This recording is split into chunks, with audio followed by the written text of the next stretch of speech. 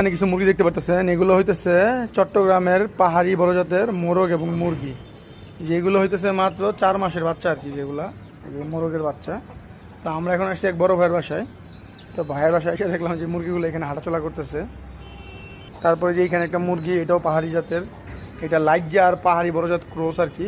দেখায় মুরগি, দেখেন মুরগি কত বড় মুরগি, কেজি সাথে বাচ্চা নিয়ে ঘুরতেছে।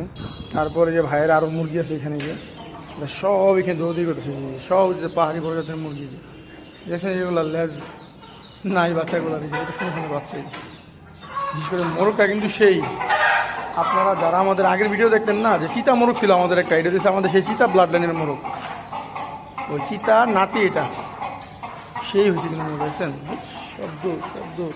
তারপরে এই যে আরো মুরগি, আইস শব্দ শব্দ শব্দ শব্দ, দৌড় দৌড় দৌড় দৌড় দৌড় দৌড়, এই সব দৌড়ে চলে আসছে।